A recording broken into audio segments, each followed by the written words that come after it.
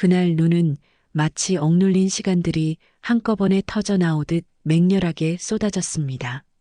경기도 외곽, 세상의 끝자락처럼 고요한 간이역 플랫폼에는 낡은 가로등 하나만이 이 외딴 곳의 유일한 파수꾼처럼 희미하게 빛나고 있었습니다. 저는 그 불빛 아래서 기차 시간을 확인하는 척하며 심장 박동처럼 격렬하게 떨리는 손끝을 필사적으로 숨기려 했습니다. 7년이라는 시간은 사람의 모든 감각을 무디게 만들고 동시에 더 날카롭게 벼려놓더군요. 7년. 세상은 저에게 단 한 번도 납득할 만한 대답을 준 적이 없었습니다. 제 남편은 죽지 않았습니다. 아니, 죽었다고 할 수도 없었습니다. 그저 흔적도 없이 사라졌을 뿐입니다. 실종이라는 이름은 죽음보다 훨씬 더 잔인한 칼날이었습니다. 장래도 애도도 그 어떤 끝맺음도 허락하지 않았으니까요. 매일의 하루는 마치 결코 완성되지 않는 퍼즐 조각처럼 끝없이 미완으로 겹겹이 쌓여만 갔습니다. 매 순간이 남편의 부재를 상기시켰고 희망과 절망 사이를 오가는 고통은 저를 서서히 잠식했습니다.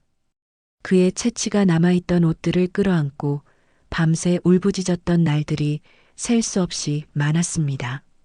경찰서에서 실종신고서를 작성하던 그날을 저는 평생 잊을 수 없을 겁니다. 최종 목격 장소, 착용 의복, 특이사항. 한 사람의 온전한 존재를 겨우 몇 줄의 텍스트로 압축해야 하는 그 순간의 참담함. 그 텅 빈 칸들을 하나하나 채워나가면서 저는 남편이 정말로 이 세상에서 지워져 버린 것 같은 기분이 들었습니다. 마치 그 서류가 완성되는 순간 그가 처음부터 존재하지 않았던 사람처럼 되어버리는 것 같아서 손이 떨려 글자를 제대로 쓸 수조차 없었죠.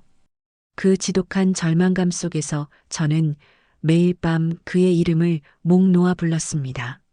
하지만 그날 밤 기적처럼 혹은 운명처럼 눈발 사이로 누군가 역광을 뚫고 제게로 걸어왔습니다. 그의 걸음은 수년간의 고통과 인내를 겪은 사람처럼 조심스러웠지만 동시에 어떤 결연한 의지를 담고 있었습니다. 넓고 단단한 그의 어깨는 세상의 모든 풍파를 이미 충분히 겪어낸 사람의 모양이었습니다. 저는 숨조차 쉬기 어려울 정도로 온몸의 감각이 곤두섰고 귀 뒤로 넘긴 머리칼 사이로 흐릿했던 그 얼굴의 윤곽이 점차 선명하게 이해되었습니다.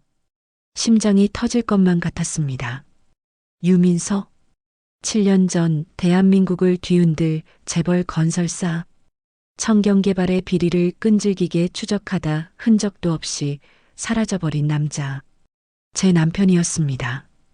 7년 만에 다시 마주한 그는 변했지만 동시에 너무나 익숙했습니다. 세월의 흔적은 깊었지만 그의 눈빛만은 예전 그대로였습니다. 미안했소. 그는 단 한마디만 했습니다. 짧고 메마른 말이었지만 그 말은 7년의 지독한 겨울을 홀로 견뎌낸 사람에게 겨우 허락되는 최소한의 진심이었습니다.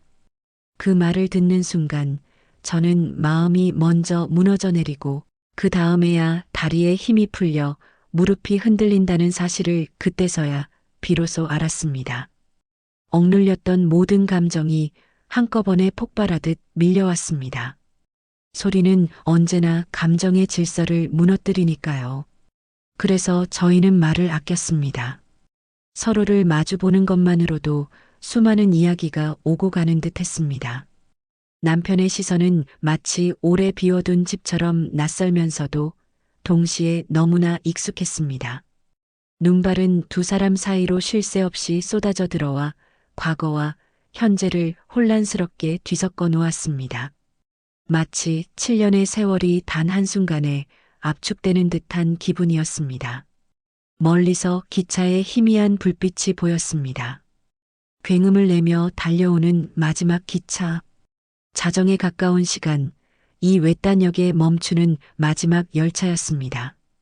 남편이 조용히 제게 손을 내밀었습니다. 그의 손은 굳건했고 따뜻했습니다. 이제 끝낼 때가 왔소. 끝이 무엇인지, 무엇을 끝내자는 것인지 묻고 싶었지만 저는 겨우 참았습니다. 어떤 질문은 답을 듣기 전에 이미 마음을 단단히 준비해야 한다는 것을 7년의 기다림이 저에게 가르쳐 주었으니까요. 그는 단순히 돌아온 것이 아니었습니다. 그는 분명히 어떤 임무를 가지고 돌아온 것이었습니다. 그날 밤 저희는 7년이라는 거대한 공백을 고스란히 안고 같은 기차에 올랐습니다. 기차는 맹렬한 눈발을 뚫고 어둠 속을 달렸고 차창 밖으로 스쳐 지나가는 세상은 마치 영원히 되돌릴 수 없는 지난 시간들 같았습니다. 기차 안에서 저희는 더욱 말을 아꼈습니다. 7년 동안 하지 못했던 수많은 말들이 너무나 많아서 도대체 어디서부터 시작해야 할지 엄두조차 나지 않았기 때문입니다. 침묵은 때때로 어떤 웅변보다 더 많은 것을 이야기해 주었습니다.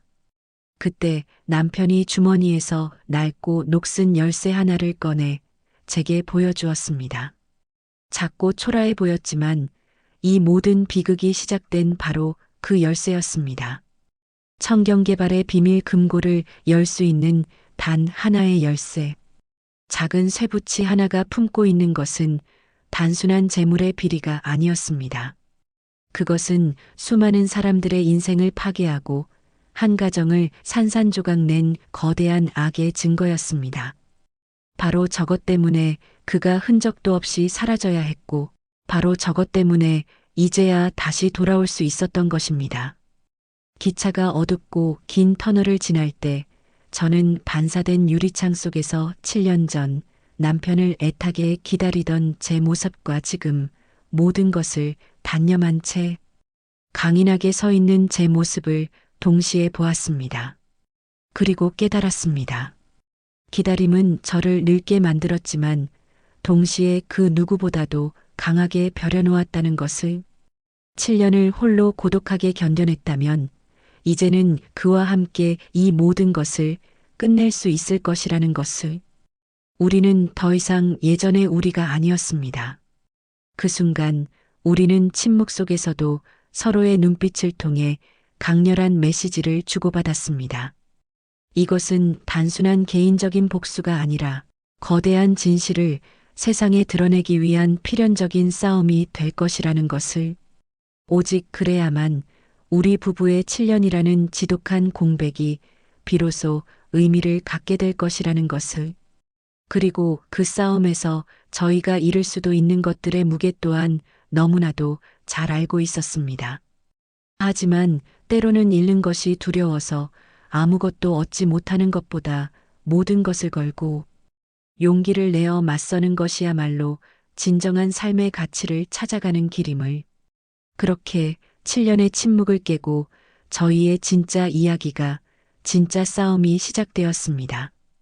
이 이야기는 단지 개인의 복수가 아닌 거대한 진실을 향한 멈출 수 없는 여정이 될 것입니다. 이제 모든 것을 걸 때입니다. 온도는 언제나 거짓말을 하지 않습니다. 차가운 진실을 먼저 말하죠. 오래된 빌라의 작고 낡은 방, 시린 타일, 바닥에서 올라오는 미지근한 냉기, 젖은 코트 끝에서 뚝뚝 떨어지는 물방울 소리, 그리고 주전자에서 피어오르는 뜨거운 김과 매콤한 라면 냄새.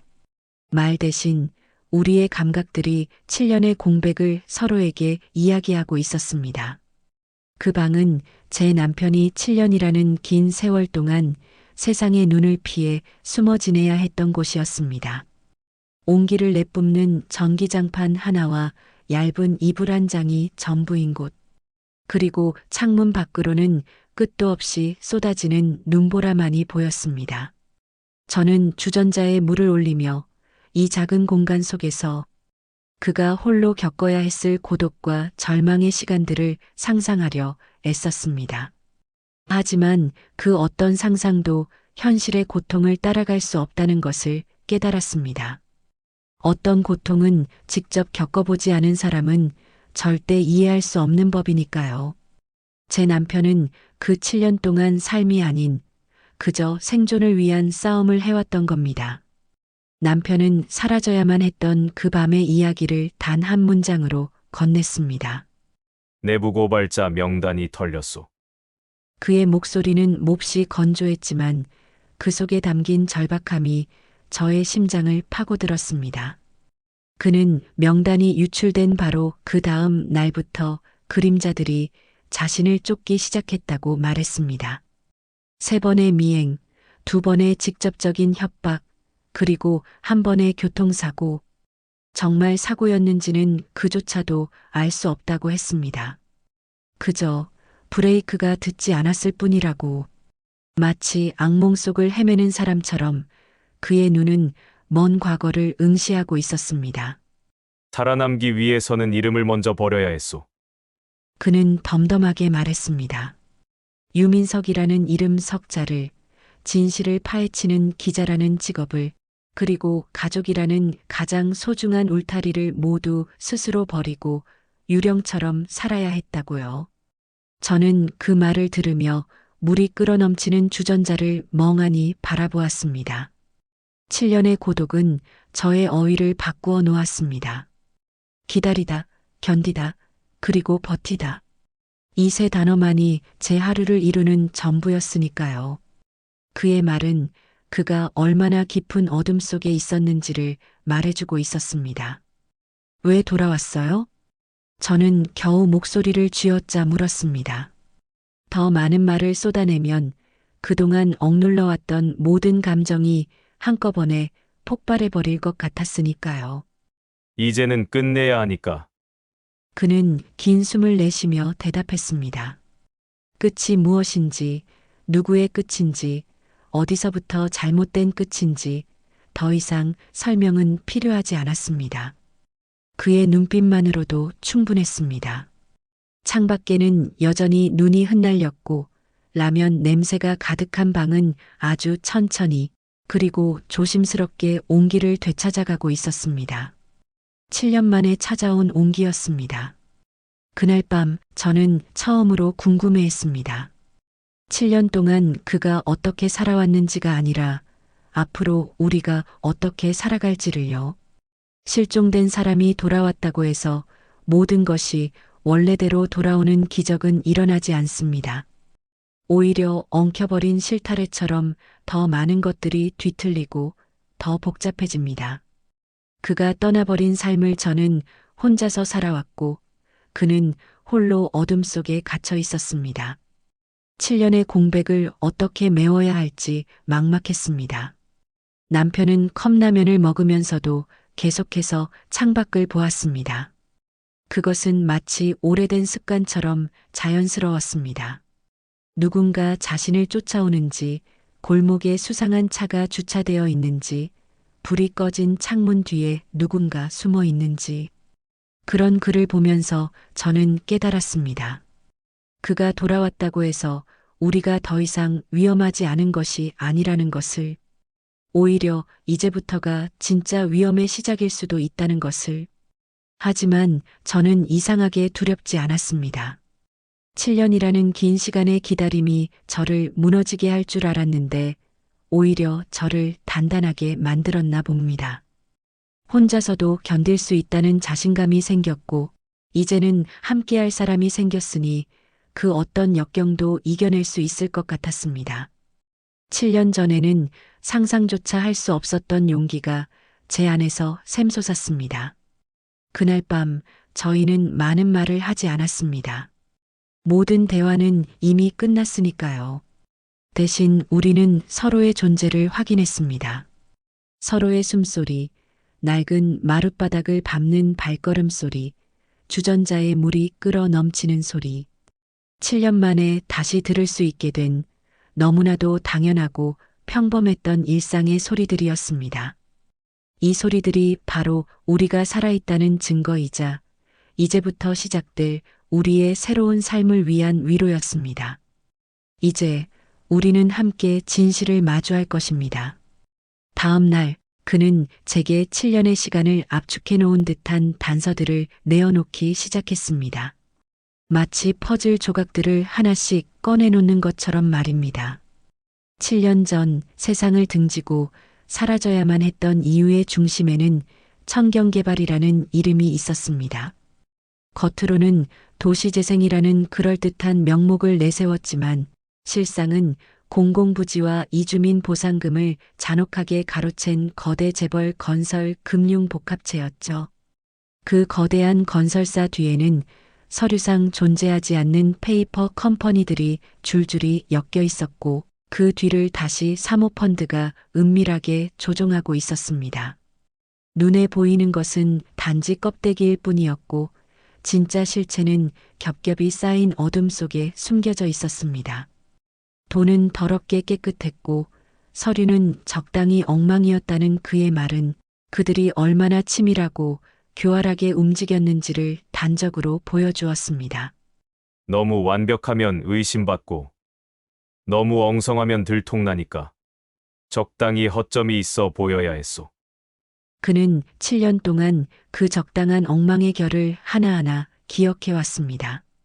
분양 수익 예치금의 미묘한 경로, 용적률 상향을 청탁했던 메신저의 이름, 그리고 결정적으로 사라져버린 하도급 업체 9곳의 사망신고 같은 폐업 공고까지 하나하나 떼어놓고 보면 아무런 의미도 없는 조각들이었지만 그것들을 하나로 연결하면 수많은 사람들의 삶을 짓밟고 일어선 거대한 악의 그림자가 선명하게 드러났습니다. 그의 이야기를 들으면서 저는 온몸에 소름이 돋았습니다. 그들이 훔친 것은 단순히 돈이 아니었습니다. 재개발 구역에 살던 영세 상인들의 평생 일궈온 삶의 터전, 오랫동안 그곳에서 뿌리내리고 살던 주민들의 추억, 하청업체에서 땀 흘려 일하던 수많은 노동자들의 희망을 모두 짓밟은 것이었습니다. 그들의 보상금은 어디로 갔을까요?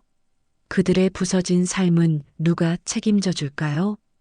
답을 알 수 없다는 사실이 저를 더욱 분노하게 만들었습니다. 인적이 드문 지하시장을 지나가며 남편이 말했습니다. 나는 더 이상 도망자가 아니오. 그는 지난 7년간 숨어 다니기 위해 발걸음을 멈춰왔지만 이제는 다시 걷기 시작해야 한다고 말했습니다. 그리고 그 발걸음을 옮기려면 저의 시간이 필요하다고. 저는 망설임 없이 고개를 끄덕였습니다. 사실 저 역시 7년 내내 가만히 앉아만 있었던 것은 아니었습니다. 처음 몇 년은 그저 막연히 기다리기만 했지만 시간이 흐를수록 저 스스로 무언가를 해야 한다는 절박한 생각이 들었습니다. 경찰서를 찾아가 남편의 실종을 재조사해달라며 매달리기도 하고 남편이 마지막으로 취재했던 사람들을 찾아다니며 그의 행방을 묻기도 했습니다. 하지만 현실의 벽은 너무나 높고 단단했습니다. 남편의 지인들은 모두 입을 닫았고 관련 서류들은 마치 처음부터 존재하지 않았던 것처럼 모두 사라졌습니다. 심지어 남편이 7년 동안 몸담았던 신문사에서도 그의 취재 파일은 찾을 수 없다는 말만 되풀이했습니다. 마치 그 사건 자체가 세상에서 지워져 버린 것처럼 모든 흔적이 철저하게 사라져 있었습니다. 그래서 남편의 귀환이 저에게는 더욱 의미가 있었습니다. 그는 이 모든 사건의 살아있는 증인이었고 동시에 모든 것을 뒤바꿀 수 있는 살아있는 증거였습니다. 저는 그와 함께라면 그 단단한 벽도 깨부술 수 있을 것만 같았습니다. CCTV가 곳곳에 설치된 통로를 지나가면서 남편은 7년 동안 몸에 밴 습관처럼 모자를 더 깊이 눌렀었습니다. 그러나 그의 눈빛은 더 이상 두려움에 떨고 있지 않았습니다. 숨기기 위해서가 아니라 이제는 진짜 싸움을 위해 스스로를 준비하는 것이라고 그는 말했습니다. 가장 큰 차이는 더 이상 혼자가 아니라는 것이었습니다. 그가 7년간의 고독을 끝내고 세상 밖으로 나온 것처럼 저 역시 7년의 기다림을 끝내고 그의 옆에 섰습니다. 이제 우리는 두 사람의 힘으로 7년의 어둠을 깨고 잃어버린 진실을 되찾으려는 멈출 수 없는 여정을 시작합니다. 그리고 이 싸움의 끝에는 우리가 그토록 원했던 평범한 삶이 기다리고 있기를 간절히 바랍니다. 첫 번째 열쇠는 다름 아닌 낡은 수첩이었습니다. 7년 전 남편이 사라지기 직전 마지막으로 맡겨둔 교회 보관함에서 저는 검은 비닐봉지를 꺼냈습니다. 노출 콘크리트로 된 차갑고 쓸쓸한 계단에 앉아 떨리는 손으로 그것을 펼쳤을 때 세월의 흔적이 고스란히 담긴 손때 묻은 표지는 물에 젖어 비늘처럼 일어났고 페이지는 군데군데 뜯겨져 나가 텅 비어 있었습니다. 비어 있다는 것은 7년 전 그날 밤에도 이미 누군가가 이 수첩의 존재를 알고 다녀갔다는 뜻이었습니다. 남편이 사라진 직후 그를 쫓던 그림자들이 이 수첩을 찾아 뒤졌던 것 같았습니다. 하지만 완전히 가져가지는 않았습니다. 아마도 너무 노골적으로 증거를 없애면 오히려 의심을 살까봐 일부만 교묘하게 훼손했던 것입니다. 그것은 마치 우리는 모든 것을 알고 있다고 경고하는 듯한 잔인한 메시지처럼 느껴졌습니다. 남아있던 글자들을 조심스럽게 살펴봤습니다. 유령 같은 회사명들, 자금 흐름을 나타내는 복잡한 화살표 그림들, 그리고 토지보상, 위탁사 새벽 경유, 내부 결제, 3층 법무팀, 이중 결제 같은 알 수 없는 단서들이 어지럽게 적혀 있었습니다. 저는 모르는 단어들을 종이에 옮겨 적고 그와 관련된 지명이나 장소들은 지도 위에 점을 찍어 표시했습니다. 7년의 공백을 채우려는 듯이 제 손은 바쁘게 움직였습니다. 위탁사 새벽이라는 이름이 특히 눈에 띄었습니다. 평생 한 번도 들어본 적이 없는 회사명이었거든요. 남편에게 물어보니 그도 모르겠다고 했습니다. 7년 전 자신이 취재할 당시에는 그런 회사가 없었다고 단호하게 말했습니다. 아마도 사건이 터진 후 증거를 숨기기 위해 급조된 유령 회사, 즉 페이퍼 컴퍼니일 가능성이 높다고 했습니다. 그들은 7년 전부터 이미 모든 시나리오를 준비해 놓았던 것입니다. 교회의 종소리가 울릴 때마다 저는 제 안에서 미세하게 달라지는 무언가를 느꼈습니다. 7년간 수동적으로 그저 기다리는 사람이었던 제가 이제는 능동적으로 진실을 찾는 사람으로 변해 있었습니다. 그 변화는 조용했지만 저의 의식 속에서 되돌리기 어려운 강렬한 흐름이었습니다. 비로소 이 모든 일에 제가 적극적으로 참여하고 있다는 사실이 저를 단단하게 만들었습니다. 수첩의 마지막 페이지에는 이해할 수 없는 이상한 숫자와 알파벳 조합이 적혀 있었습니다. 36-127-B, 41-203-A, 58-9-C. 처음에는 단순한 암호인 줄 알았습니다. 그런데 남편이 그 숫자를 보더니 표정이 굳어졌습니다. 이건 컨테이너 번호요. 그는 말했습니다. 창고나 보관소에서 사용하는 식별 번호 같소. 그 순간 저희는 서로를 바라봤습니다. 이 번호들이 청경개발의 비리가 담긴 진짜 증거가 보관된 장소를 가리키는 것일까요? 아니면 반대로 증거를 완전히 없애버린 장소를 가리키는 것일까요? 어느 쪽이든 이 번호들은 7년 만에 다시 얻게 된 희망이자 동시에 위험한 단서였습니다. 수첩 안에는 작은 USB도 함께 들어 있었습니다. 작고 낡은 것이어서 겉보기에는 아무것도 특별해 보이지 않았습니다. 하지만 남편은 이것이 진짜 핵심일 수도 있다고 말했습니다. 수첩은 미끼일 수도 있지만 USB는 다를 것이오. 진실이 담겨 있을지도 모르지. 하지만 함부로 열어볼 수는 없었습니다. 그는 이것이 함정일 수도 있다고 했습니다. 요즘은 USB에도 추적 장치를 넣을 수 있다고 하더라고요. 한번 컴퓨터에 꽂는 순간 저희의 위치는 물론이고 지난 7년간 숨죽여왔던 모든 노력들이 물거품이 될 수도 있는 것입니다. 그래서 일단은 안전한 곳에 보관하기로 결정했습니다. 수첩을 다 훑어본 후 저는 말로 표현할 수 없는 이상한 기분이 들었습니다. 이것은 단순한 증거물이 아니었습니다. 한 사람이 마지막 순간까지 포기하지 않고 진실을 밝히려 했던 처절한 몸부림의 흔적이었습니다. 그가 남긴 절박함이 7년이라는 긴 시간을 넘어 지금 이 순간에도 종이 위에서 살아 숨쉬고 있었습니다.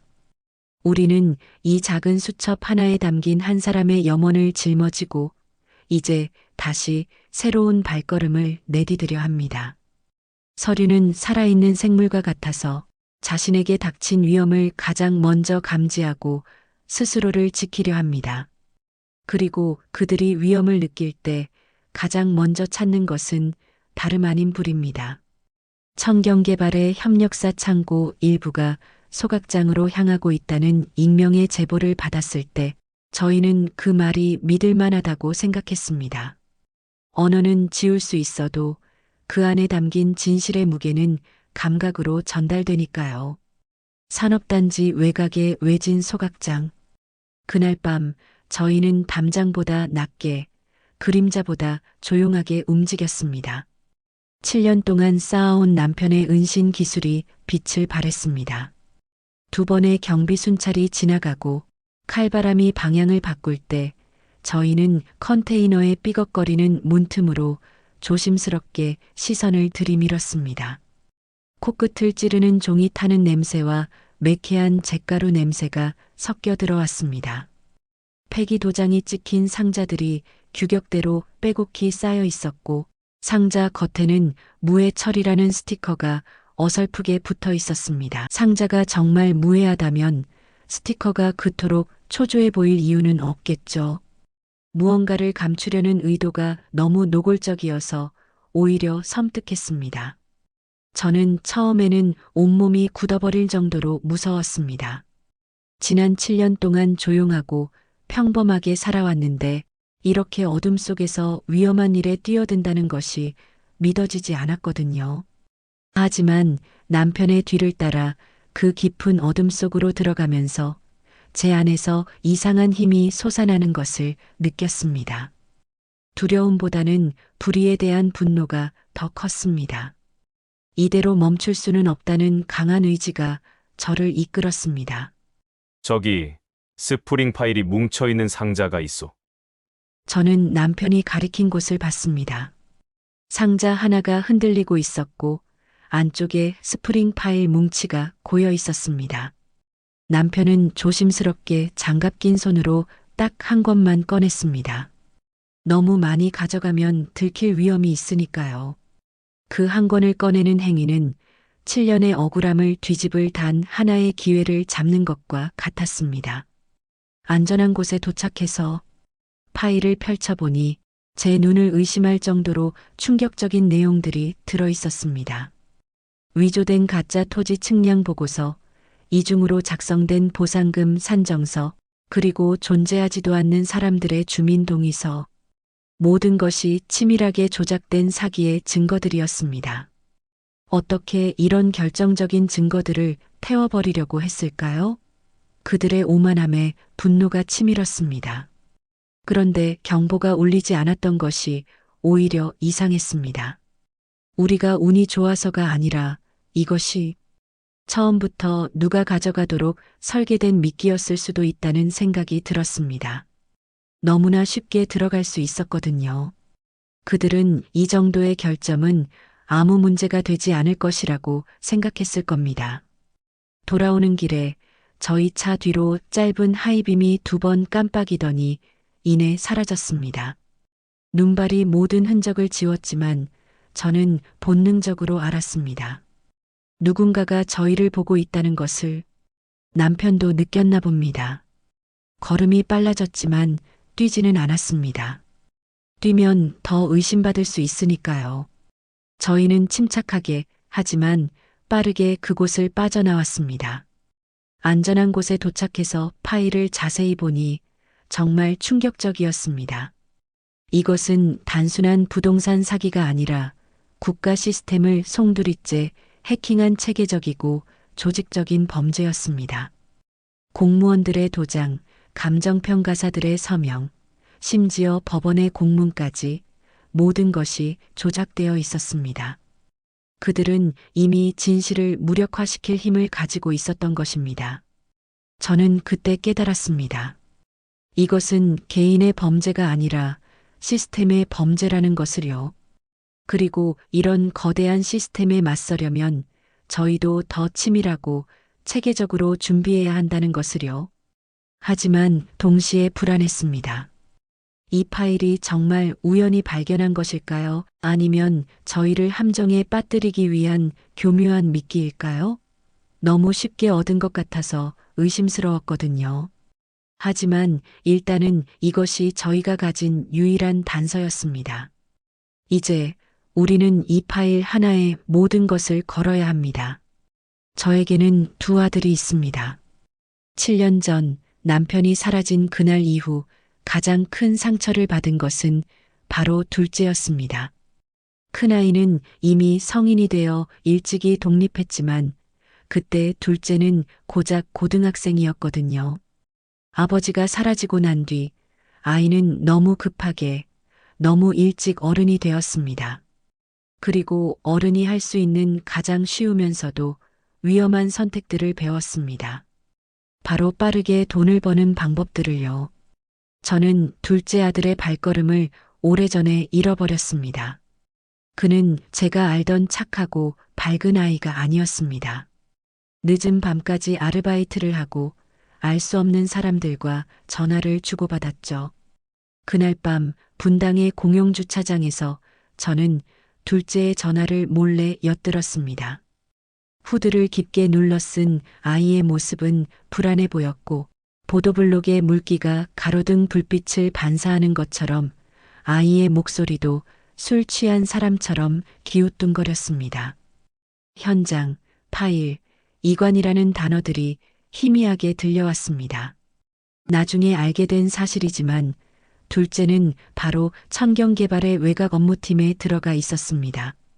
겉으로는 잡무와 심부름을 하는 단순한 자리였지만 때때로 그 사소한 심부름들이 거대한 조직의 핵심을 통과하기도 한다는 것을 남편은 알고 있었습니다. 아이는 자신이 모르는 사이에 아버지가 7년 동안 목숨을 걸고 쫓던 바로 그 조직의 말단에 발을 담그고 있었던 것입니다. 저는 그를 불러 세우지 못했습니다. 막연한 불안감만으로 제 앞가림하겠다고 열심히 살아가는 아이를 막아설 수는 없었습니다. 혹시라도 제가 개입하면 아이가 더 위험한 일에 휘말릴지도 모른다는 두려움도 있었습니다. 그래서 저는 그저 아이의 뒷모습이 모퉁이를 돌아 완전히 사라질 때까지 멀리서 그림자처럼 지켜보기만 했습니다. 사랑은 때로 아무 말 없이 뒤에서 조용히 걷는 법이니까요. 7년이라는 긴 시간 동안 저는 아이들에게 아버지에 대해 많은 것을 말해주지 못했습니다. 실종된 사람에 대해 무엇을 말할 수 있겠어요? 살아있을 수도 죽었을 수도 있는 존재에 대해서요. 그래서 아이들은 각자의 방식으로 아버지의 부재를 채워야 했습니다. 큰아이는 일찍 가장이 되어 가족을 책임지려 했고 둘째는 다른 방향으로 나아갔습니다. 쉽게 돈을 벌 수 있는 일들, 적당히 모르는 척해야 하는 일들에 발을 담그기 시작했습니다. 남편이 돌아온 후에도 저는 한동안 둘째에게 아버지의 귀환을 말하지 못했습니다. 어떻게 설명할 수 있겠어요? 7년 동안 사라져 있던 아버지가 갑자기 나타나 그동안 거대한 음모와 싸우고 있었다고? 아이가 믿기는커녕 오히려 저희를 미쳤다고 생각할지도 모른다는 두려움이 앞섰습니다. 더 큰 문제는 둘째가 지금 일하고 있는 곳이었습니다. 청경개발의 외곽 업무팀. 아이러니하게도 아버지가 7년 동안 목숨을 걸고 쫓던 바로 그 조직에서 아들이 일하고 있었던 것입니다. 운명의 가혹한 장난일까요? 아니면 결코 피할 수 없는 비극적인 우연의 일치일까요? 그날 밤 한강변 다리 아래에서 저는 다시 한번 둘째를 멀리서 지켜봤습니다. 초겨울 밤 차가운 바람이 불었고 어두운 수면과 바람에 흔들리는 안전 표지판 사이에서 아이는 오래 서 있었습니다. 마치 인생의 중대한 선택지의 가장자리에 서 있는 것처럼 보였습니다. 월급 명세서에 없는 심부름들, 이름 없는 상사의 지시들, 그리고 한번 발을 들이면 되돌릴 수 없는 부탁들 사이에서 아이는 깊은 고민에 빠져 있었습니다. 저는 아이가 무슨 생각을 하고 있는지 알 것 같았습니다. 어릴 적 보았던 아버지의 굳건한 뒷모습, 추위를 참으며 장갑을 벗고 휴대폰을 만지던 그 절박한 손길을 떠올리고 있을 것입니다. 저는 그에게 다가가지 않았습니다. 대신 바람이 방향을 바꿀 때까지, 즉 아이가 스스로의 의지로 결심을 내릴 때까지 기다렸습니다. 그리고 기다림은 이번에도 저희에게 길을 열어주었습니다. 아이의 휴대폰 화면이 켜졌고 연락처 한 줄이 지워지는 것을 봤거든요. 그것은 아주 작고 미미한 결심이었지만 나중에는 저희 가족 모두의 운명을 바꿀 수 있는 큰 문을 여는 첫 번째 발걸음이었습니다. 그날 이후 둘째는 조금씩 변하기 시작했습니다. 늦게까지 이어지던 의문의 통화가 사라졌고 집에 들어오는 시간도 일정해졌습니다. 아마도 자신이 어떤 거대한 어둠에 연루되어 있는지 깨닫기 시작한 것 같았습니다. 한 달 후 아이가 제게 조심스럽게 물어왔습니다. 아들엄마 아버지가 마지막에 뭘 하고 있었는지 알아? 저는 그 질문을 7년 동안 기다리고 있었습니다. 아이 스스로 진실을 알고 싶어 할 때까지요. 그제서야 저는 모든 것을 털어놓을 수 있었습니다. 아버지가 돌아왔다는 것, 지금 무엇을 하려고 하는지, 그리고 아이가 일하는 곳이 바로 그 문제의 중심이라는 것까지. 아이의 얼굴이 창백해졌지만 놀라지는 않았습니다. 이미 어느 정도 짐작하고 있었던 것 같았거든요. 엄마, 나도 도울게. 아버지 혼자 7년을 버텼다면 이제는 가족이 함께 해야지. 그 순간 저는 제 둘째 아들이 단순히 덩치만 큰 아이가 아니라 진짜 어른이 되었다는 것을 깨달았습니다. 이제 우리는 셋이서 함께 거대한 진실을 향한 마지막 발걸음을 내디디려 합니다. 남편의 낡은 수첩에는 3층 법무팀, 이중결제라는 알 수 없는 메모가 있었습니다. 이중결제는 흔히 볼 수 있는 실수가 아닙니다. 그것은 의도적으로 보안을 높이는 척하면서 실제로는 흔적을 미세하게 분산시켜 추적을 어렵게 만들려는 교묘한 의도가 숨어 있는 경우가 많습니다. 우리는 이 작은 단어가 거대한 진실로 통하는 문을 열어줄 것이라 믿었습니다. 강남의 한 오피스 빌딩. 그날 저희는 로비의 푹신한 소파에 앉아 몇 시간을 보냈습니다. 자동문을 통해 보이는 3층 법무팀 간판, 보안카드를 태그하며 아무렇지 않게 드나드는 정장 차림의 직원들. 그들은 마치 거대한 시스템의 부품처럼 움직였습니다. 남편은 낮에는 도면과 자료를 보러 온 사람처럼, 밤에는 야근을 하는 직원처럼 보이지 않아야 한다고 말했습니다. 그리고 가장 완벽한 위장은 바로 익숙함이라고 했습니다. 들고 나는 사람들의 패턴, 출입 간격, 야간 경비원의 교대 시간, 택배가 도착하는 시점까지 모든 흐름은 결국 사람으로 귀결됩니다. 시스템이 아무리 완벽해도 그것을 운영하는 사람에게는 허점이 있기 마련입니다. 배고프고 졸리고 스마트폰을 확인해야 하는 단 30초의 빈틈이요. 그 30초가 거대한 시스템의 가장 치명적인 약점이 될 수 있다는 것을 남편은 지난 7년간의 도피 생활을 통해 뼈저리게 알고 있었습니다. 저는 처음에는 이런 일이 영화에서나 나올 법한 일이라고 생각했습니다. 평범한 주부인 제가 거대 오피스 빌딩에 침투한다니 현실성이 전혀 없어 보였죠. 하지만 남편은 제게 말했습니다. 가장 의심받지 않는 사람이 가장 좋은 요원이요. 실제로 그랬습니다. 중년 여성인 제가 로비에 앉아 있어도 경비를 제외하고는 아무도 신경 쓰지 않았습니다. 저는 틈틈이 청소하는 아주머니들과 자연스럽게 이야기를 나누며 정보를 얻었고 경비원들도 저를 의심하기는커녕 매일 보는 익숙한 사람으로 여겼습니다. 며칠을 관찰한 결과 저희는 야간 경비 패턴을 찾아냈습니다. 2명이 교대로 순찰을 도는데 1명이 지하 주차장을 확인하러 내려가면 다른 1명은 1층 로비에서 모니터를 봅니다. 그들의 빈틈은 고작 15분 정도였습니다.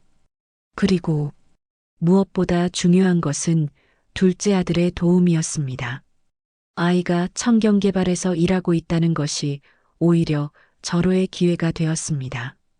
아이는 건물의 구조, 보안 시스템의 허점, 그리고 직원들의 패턴까지 저희가 모르는 모든 것을 자세히 알려주었습니다.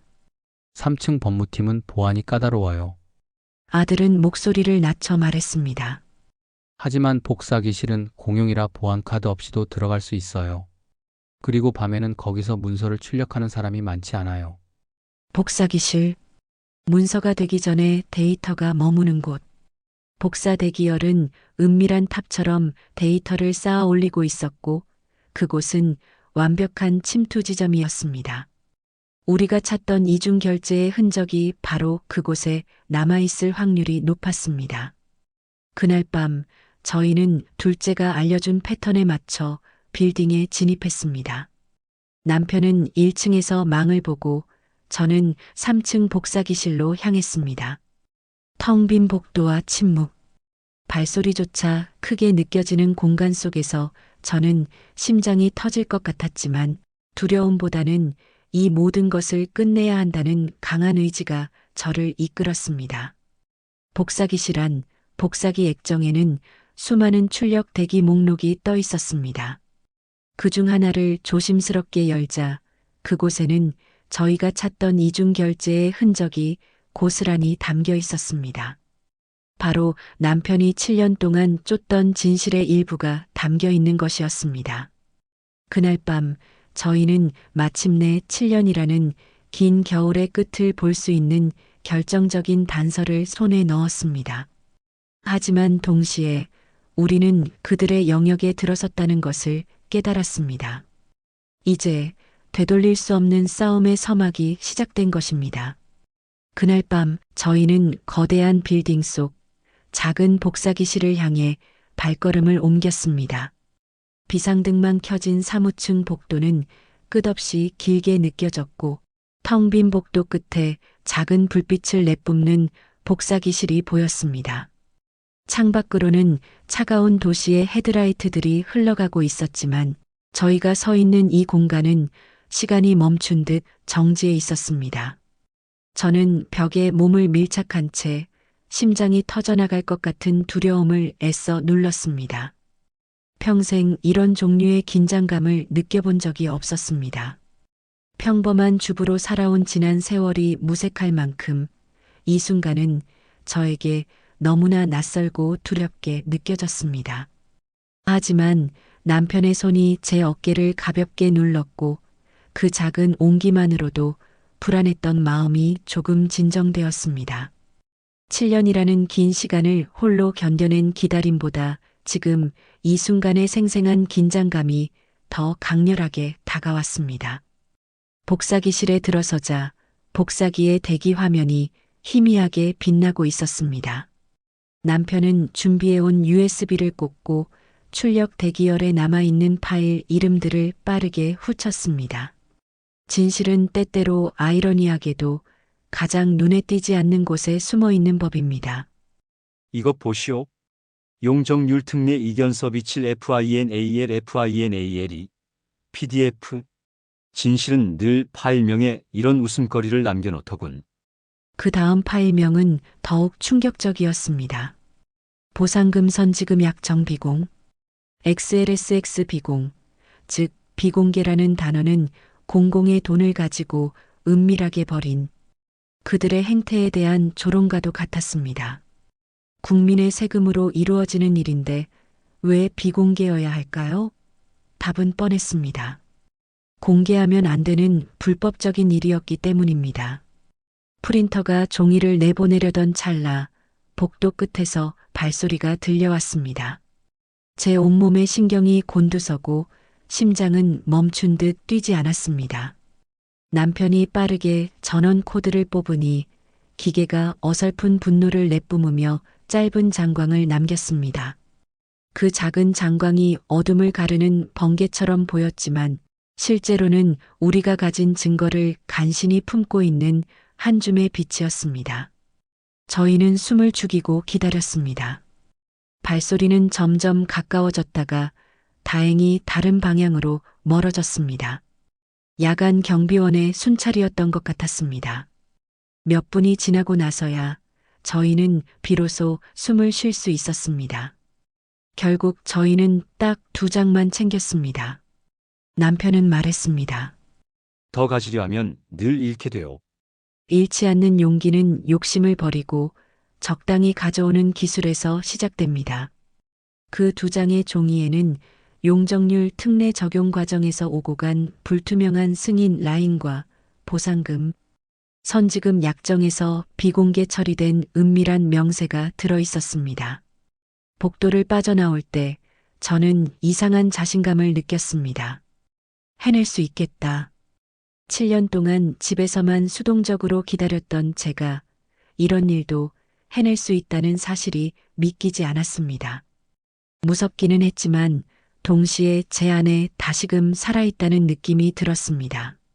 안전한 곳에 도착해서 그 2장의 종이를 펼쳐봤을 때 우리는 다시 한번 서로를 바라봤습니다. 이 종이만으로는 모든 것을 바꿀 수는 없을 것입니다. 하지만 이것만으로도 그들이 저희를 완전히 무력하게 만들 수는 없을 것 같았습니다. 용적률 특례 승인 과정에서 오고 간 뇌물의 흔적, 그리고 실제로는 지급되지 않은 보상금들의 명세. 하나하나가 명백한 범죄의 증거였습니다. 하지만 이것만으로는 부족했습니다. 이 정도의 치밀한 조직이라면 이 역시도 미끼일 수 있었습니다. 더 결정적이고 확실한 증거가 필요했습니다. 이제 시작이요. 진짜 증거는 따로 있을 거예요. 저도 그렇게 생각했습니다. 그들의 진짜 핵심은 복사기에 남겨놓을 만큼 허술하지 않을 것입니다. 하지만 적어도 저희는 올바른 방향을 찾았습니다. 그리고 이제 다음 목표가 생겼습니다. 그날 밤 집에 돌아와서 저는 오랫동안 잠들지 못했습니다. 흥분과 동시에 밀려오는 두려움 때문이었습니다. 이제 정말로 돌이킬 수 없는 길에 들어선 것 같았습니다. 하지만 그 길 위에는 7년간 잃어버렸던 저의 삶과 남편의 명예가 걸려 있었습니다. 우리는 이제 멈출 수 없었습니다. 며칠 후 둘째 아들이 예상치 못한 중요한 소식을 가져왔습니다. 회사에서 오래된 캐비닛을 정리하던 중 이중 바닥에 숨겨져 있던 작은 열쇠를 발견했다는 것이었습니다. 낡고 초라해 보였지만 둘째는 본능적으로 이것이 평범한 열쇠가 아니라는 것을 직감했다고 했습니다. 엄마, 이게 뭘 여는 열쇠인지 모르겠지만 분명히 중요한 거예요. 보통은 이런 곳에 열쇠를 숨기지 않거든요. 남편은 그 열쇠를 보자마자 눈이 번뜩였습니다. 7년 동안 뇌리에서 지울 수 없었던 바로 그 열쇠. 그는 떨리는 손으로 열쇠를 받아들었고 그 작은 쇠붙이의 무게는 7년의 세월만큼이나 무겁게 느껴졌습니다. 이거야, 이게 바로 우리가 찾던 거요. 그가 말했습니다.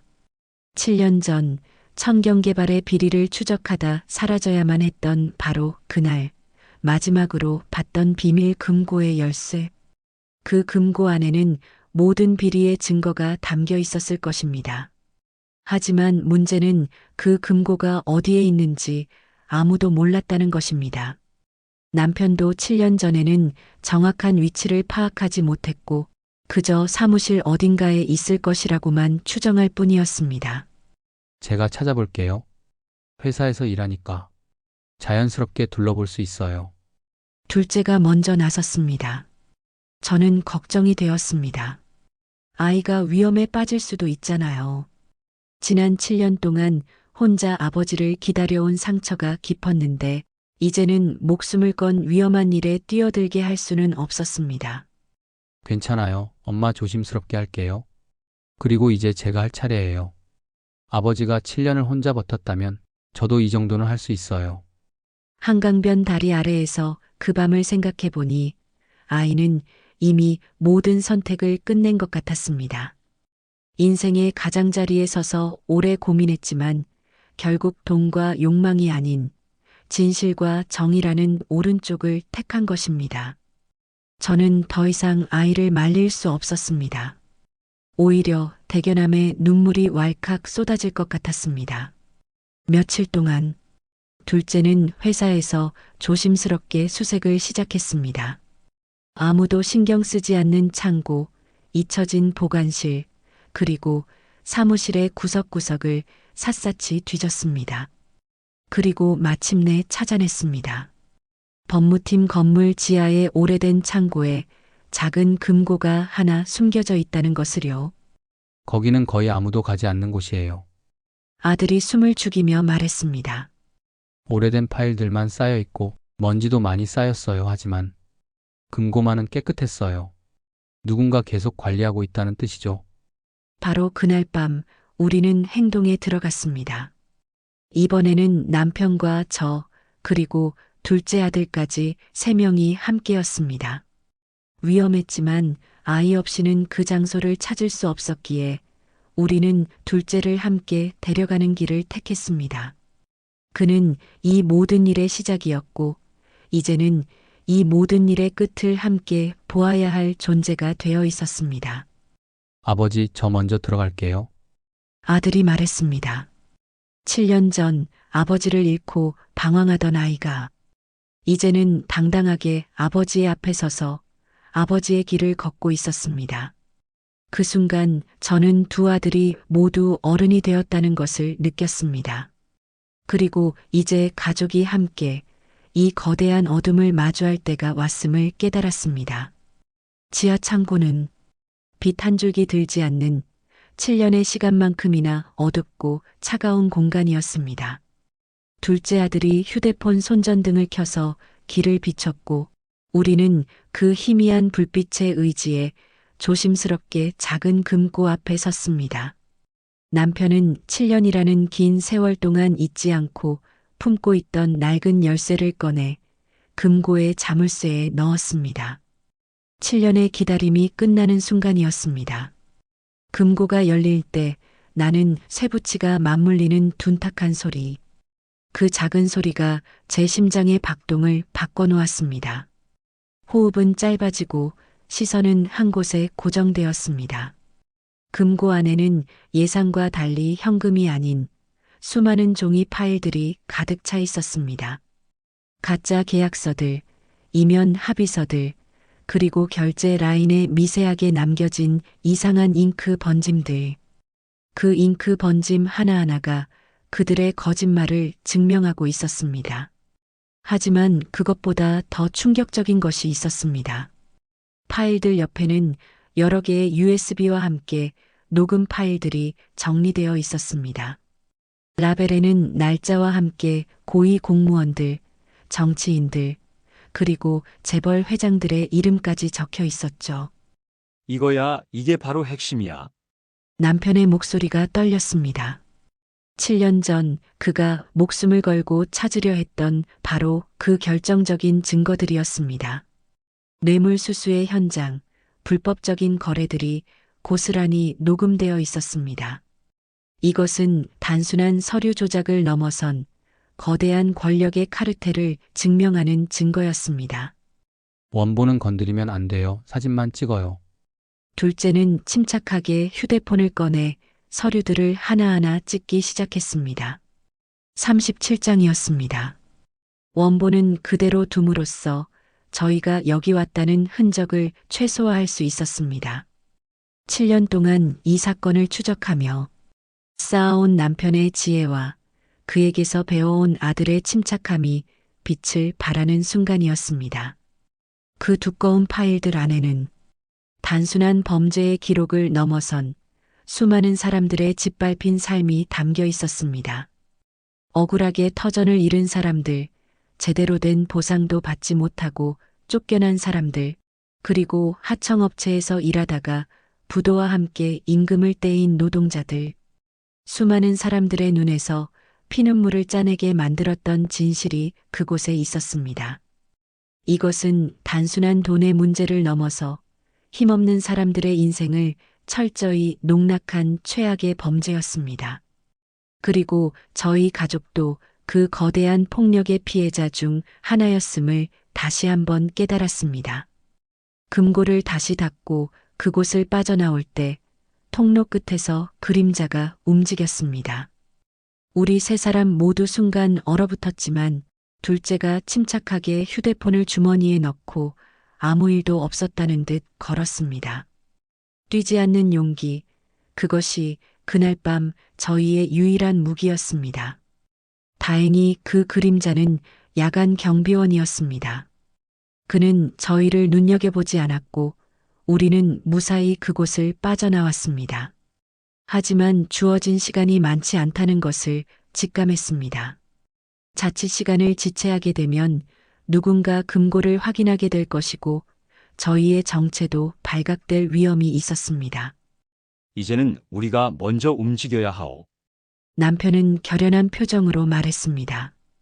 7년 동안 쫓기던 그의 눈빛은 이제 진실을 마주한 자의 강인함으로 바뀌어 있었습니다.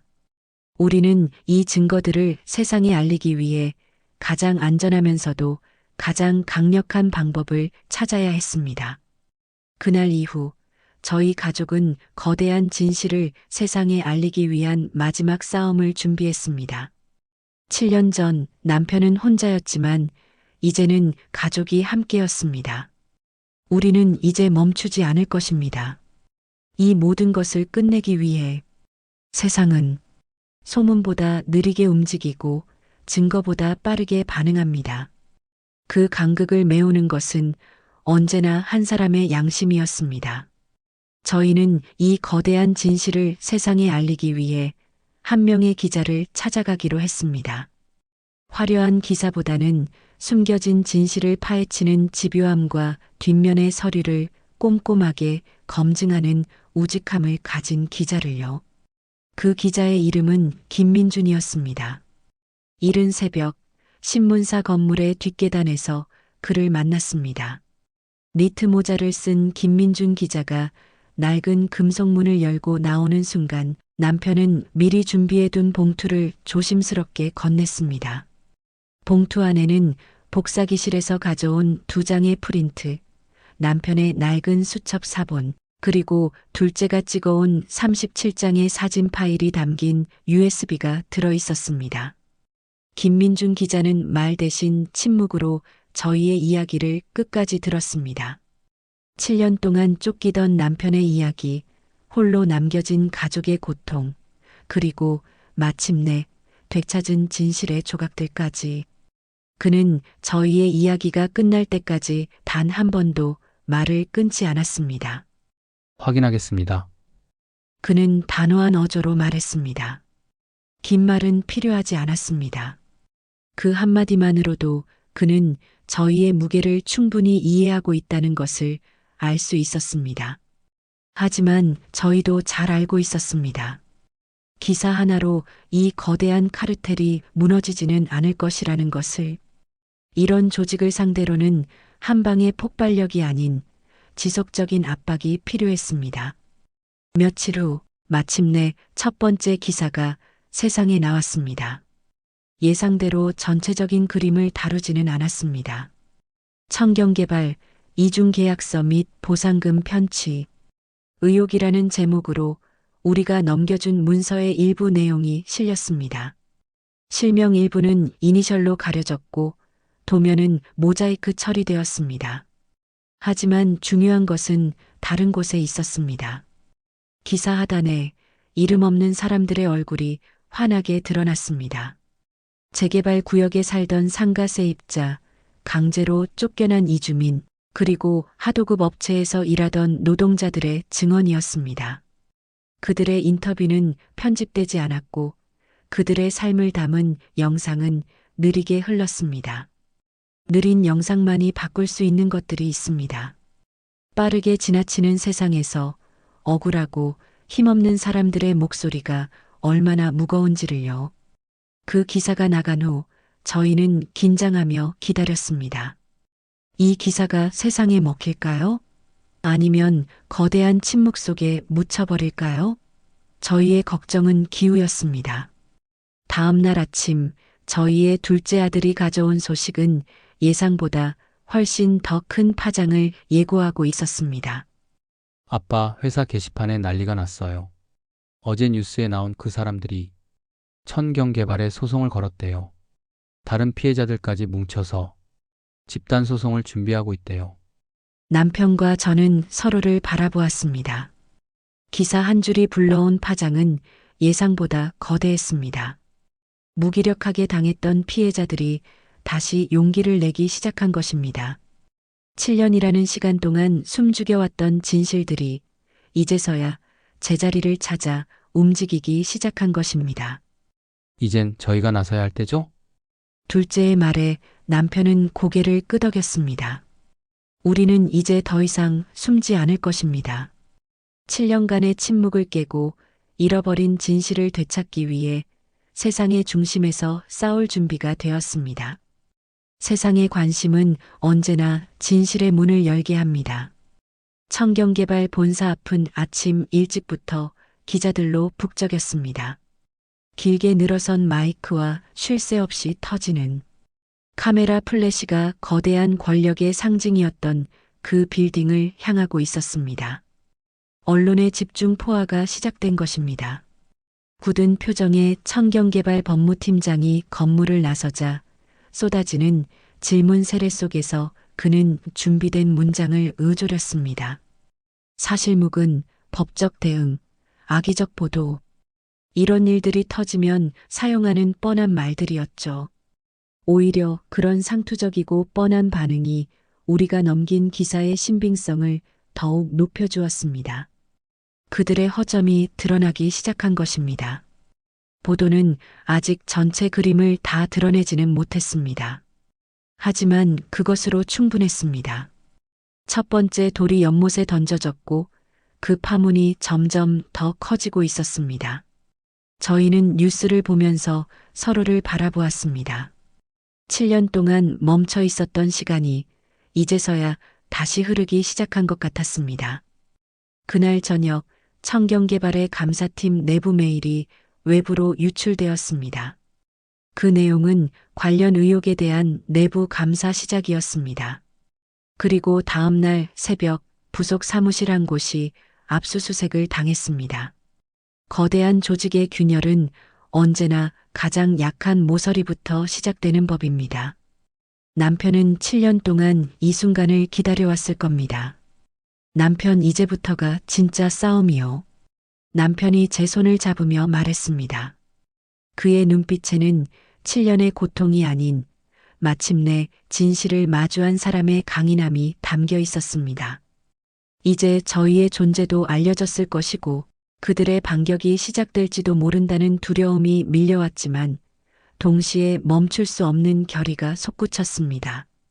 신 24며칠 후 둘째에게서 놀라운 소식이 왔습니다. 회사에서 긴급회의가 열렸고 여러 임원들이 급하게 서류를 정리하고 있다는 것이었습니다. 그리고 더 중요한 소식은 누군가 지하 창고의 금고를 확인하러 내려갔다는 것이었습니다. 다행히 저는 그때 다른 층에 있었어요. 둘째는 안도의 한숨을 내쉬며 말했습니다. 하지만 곧 CCTV를 확인할 것 같아요. 시간이 얼마 없어요. 그들의 반격이 시작된 것입니다. 금고가 비어 있다는 것을 알게 되는 순간 그들은 저희가 범인이라는 것을 직감적으로 알게 될 것입니다. 시간은 저희의 편이 아니었습니다. 더 빨리 움직여야 하오. 남편은 결연한 표정으로 말했습니다. 이제 우리는 이 진실의 조각들을 모두 모아 거대한 그림을 완성시켜야만 했습니다. 마지막 퍼즐 조각이 필요했습니다. 바로 남편이 7년 전 목숨을 걸고 확보하려 했던 원본 USB였습니다. 그 USB는 지금 어디에 있을까요? 이 싸움은 이제 우리의 손을 떠났소. 남편은 묵직하게 말했습니다. 하지만 저희는 알고 있었습니다. 마지막 증거를 세상에 공개하는 것, 그것이 바로 저희 가족의 마지막 임무라는 것을요. 모든 것을 걸고 이제 마지막 퍼즐을 맞추러 갑니다. 그날 밤 둘째 아들은 마지막 임무를 자청했습니다. 회사에서 일하는 마지막 날이 될 것이라면서 7년의 진실을 종결지을 더 확실한 증거를 가져오겠다고 했습니다. 저는 말렸습니다. 금고에서 서류를 가져오는 위험한 일을 겪은 지 며칠 지나지 않았기에 아이를 다시 위험에 빠뜨리고 싶지 않았습니다. 하지만 아이의 의지는 굳건했습니다. 아들엄마 아버지가 7년을 버텨온 이유를 이제 알겠어요. 이런 불의를 그냥 넘어갈 수는 없어요. 이번만 더 도와주세요. 이제 정말 끝낼 수 있어요.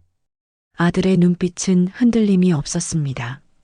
7년 동안 방황하며 잃었던 자신의 존재 이유를 찾은 사람의 눈빛이었습니다. 저는 더 이상 아이를 말릴 수 없었습니다. 오직 조심하라는 말과 함께 아들을 보낼 수밖에 없었습니다. 빛이 거의 들지 않는 오피스 창고에서 둘째는 또 다른 작은 금고를 발견했습니다. 이전 금고보다 훨씬 더 은밀한 곳에 벽 뒤에 숨겨져 있었다고 했습니다. 그리고 그 안에는 정말 놀라운 것들이 들어 있었습니다. 현금이 아닌 종이였지만 그 종이들의 가치는 수십억 원 이상의 가치를 가졌습니다. 가짜 계약서, 이면 합의서, 그리고 결제 라인에 남겨진 이상한 잉크 번짐들. 하나하나가 조작과 사기의 증거였고 복사기실에서 발견했던 서류들과 퍼즐처럼 정확하게 맞아떨어졌습니다. 다녀간 흔적을 남기지 않기 위해 아이는 서류를 꺼내지 않고 휴대폰 카메라로 촬영했습니다. 하지만 금고를 닫고 돌아서는 순간 통로 끝에서 그림자가 움직였습니다. 이번에는 야간 경비원이 아니었습니다. 검은 정장을 입은 건장한 남자가 손전등을 들고 아이 쪽으로 다가오고 있었습니다. 아이는 당황하지 않았습니다. 7년 동안 아버지에게서 배워온 침착함이 빛을 발했습니다. 휴대폰을 주머니 속으로 밀어넣고 아무 일도 없었다는 듯 평상시처럼 걸었습니다. 죄송합니다. 야근 중에 잠깐 창고를 확인하러 왔어요. 먼저 퇴근하겠습니다. 뛰지 않는 용기, 그것이 그날 아이의 유일한 무기였습니다. 그리고 그 용기는 통했습니다. 정작 남자는 의심스러운 눈초리로 아이를 후쳤지만 아이가 회사 직원이라는 것을 확인하고는 그냥 보내주었습니다. 아이는 무사히 그곳을 빠져나왔습니다. 집에 돌아온 아이는 아무 말 없이 휴대폰을 테이블 위에 올려두었습니다. 그 안에는 그들이 찾던 마지막 증거가 담겨 있었습니다. 37장 더요. 이제 총 74장이에요. 아들이 말했습니다.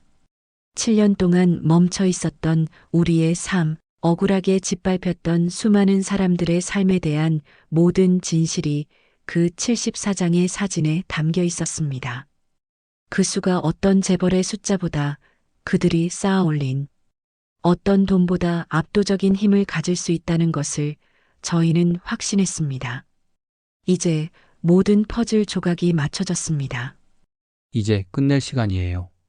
아들의 말에 남편은 고개를 끄덕였습니다. 우리는 이제 더 이상 숨지 않을 것입니다. 7년간의 침묵을 깨고 모든 것을 바로잡기 위해 세상의 가장 밝은 곳으로 나갈 준비가 되었습니다. 오늘 아침 7년 동안 휘몰아치던 눈보라가 마침내 멈췄습니다. 잿빛 하늘이 여명으로 희미하게 밝아지고 세상의 윤곽이 옅게나마 다시 돌아왔습니다. 저와 남편은 아파트 베란다에 등을 맞대고 앉아 말 대신 깊은 숨을 나누었습니다. 더 이상 불안함에 쫓기는 도망자가 아니었기에 우리의 호흡은 그 어느 때보다 편안하고 안정적이었습니다. 7년 동안 멈춰 있었던 세상이 이제야 움직이기 시작했습니다. 우리의 싸움은 이제 더 이상 숨어 다니는 도망이 아니라 모든 것을 바로잡는 증명의 과정이 되었습니다. 우리가 증거를 넘긴 기자는 추가 보도를 예고했고 청경개발의 내부 감사는 본격적으로 관련자들의 진술을 받기 시작했습니다. 그리고 마침내 검찰도 움직이기 시작했다는 소식이 들려왔습니다. 진실의 물결이 거대한 시스템의 댐을 서서히 무너뜨리고 있었습니다. 둘째 아들은 더 이상 그 회사에 다니지 않았습니다. 7년 전 아버지의 부재로 인해 어두운 길을 택했던 아이는 이제 모든 것을 바로잡고 당당하게 사표를 던졌습니다. 그 어느 때보다 홀가분해 보이는 아이의 얼굴에는 다시금 맑은 빛이 돌아와 있었습니다. 엄마, 이제 떳떳하게 살 수 있을 것 같아요. 아들의 말에 남편은 조용히 고개를 끄덕였습니다. 그의 눈빛에는 7년의 고통과 인내가 교차하고 있었습니다. 이제 시작이요? 승리는 아직 아니었습니다. 하지만 기나긴 어둠의 터널을 지나 마침내 끝이 보이기 시작했다는 것을 의미했습니다.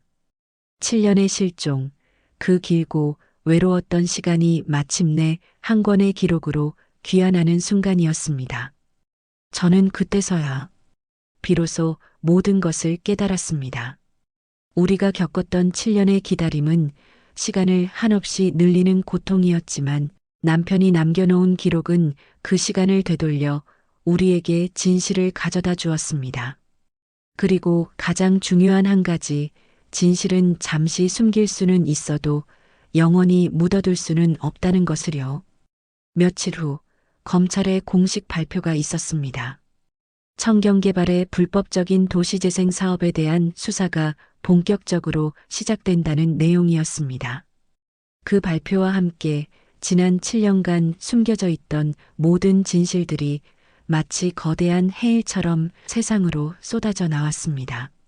남편의 억울함이 풀리고 저희 가족에게 씌워졌던 7년의 굴레가 마침내 벗겨지는 순간이었습니다. 하지만 진정한 승리는 그것이 아니었습니다. 진짜 승리는 7년 전 아버지를 잃고 방황했던 둘째 아들이 다시 삶의 중심을 잡고 일어섰다는 것입니다. 가장 쉬운 길 대신 가장 올바른 길을 선택했다는 것입니다. 그리고 저와 남편이 다시 손을 맞잡고 새로운 삶을 시작할 수 있게 되었다는 것입니다. 우리는 이제 7년의 긴 이야기를 끝내고 새로운 삶의 이야기를 시작합니다.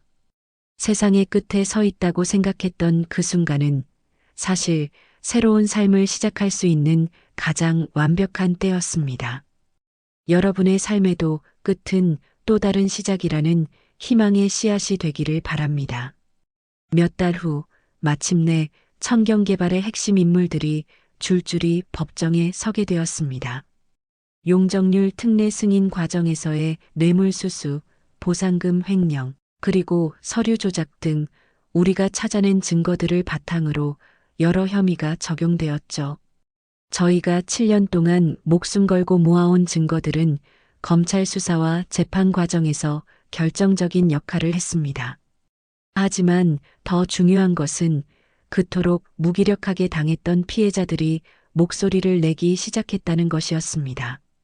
터전을 잃었던 상인들, 제대로 된 보상을 받지 못했던 주민들, 임금을 떼었던 노동자들이 하나둘씩 용기를 내 법정에 섰습니다. 재판이 진행되는 동안 저는 매일 법정에 앉아 있었습니다. 7년 만에 공식적인 자리에 나선 남편의 증언을 들으면서 저는 죽은 줄로만 알았던 그 7년의 시간이 결코 헛되지 않았다는 것을 확인했습니다. 그는 목숨을 걸고 진실을 지켜왔고 그 진실은 이제 빛을 발하고 있었습니다. 저는 7년간 숨어 살면서 이 순간을 기다렸습니다. 진실은 숨길 수 있어도 영원히 묻어둘 수는 없다는 것을 믿었기 때문입니다. 판결이 나던 날 저희 가족은 함께 법원 앞에 서 있었습니다. 주범들에게는 실형이, 공범들에게는 벌금과 자격정지가 선고되었습니다. 완전한 승리는 아니었습니다. 7년의 고통에 비하면 너무나 가벼운 처벌일 수도 있었습니다. 하지만 적어도 우리는 첫 번째 승리를 쟁취했고 그들의 죄를 세상에 알렸다는 것만으로도 충분히 의미 있는 결과였습니다. 무엇보다 중요한 것은 이제 저희 가족이 떳떳하게 살 수 있게 되었다는 것이었습니다. 더 이상 숨지 않아도 되고 누군가에게 쫓길 걱정을 하지 않아도 되는 삶. 그것이 7년 동안 저희가 그토록 원했던 것이었습니다. 그날 밤 저희는 오랜만에 모든 가족이 함께 모여 저녁 식사를 했습니다. 7년 만에 찾아온 완벽한 가족 식사였습니다. 그동안 하지 못했던 수많은 이야기들이 오고 갔고 잃어버렸던 웃음소리가 온 집안에 가득했습니다. 이제 어떻게 사실 거예요? 큰아들이 물었습니다. 7년의 부재 이후 처음으로 던지는 진심 어린 질문이었습니다.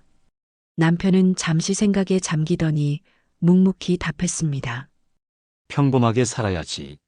남들이 사는 것처럼 평범한 일상을 소중하게 살아가야지. 저도 그랬습니다. 7년이라는 긴 시간을 잃고 나서야 평범한 일상이 얼마나 소중하고 귀한 것인지 깨달았습니다. 아침에 일어나서 가족의 얼굴을 보고 함께 밥을 먹고 별일 없이 하루를 보내는 것. 그것이 바로 세상에서 가장 큰 행복이라는 것을요. 물론 이 모든 싸움이 완전히 끝난 것은 아닙니다. 아직도 밝혀지지 않은 어둠이 남아있고 처벌받지 않은 사람들도 있습니다. 하지만 적어도 우리는 시작했습니다. 침묵의 벽에 첫 번째 균열을 냈고 작은 돌멩이로 거대한 시스템에 균열을 낸 것입니다. 이것은 한 개인이 거대한 시스템에 맞설 수 없다는 통념을 깨부순 사건이었습니다. 오직 용기와 끈기, 그리고 무엇보다 서로를 믿는 마음이 있다면 불가능은 없다는 것을 증명한 것입니다. 눈이 멈추고 새로운 계절이 시작된 그 아침처럼 저희 가족의 긴 겨울도 마침내 끝이 났습니다.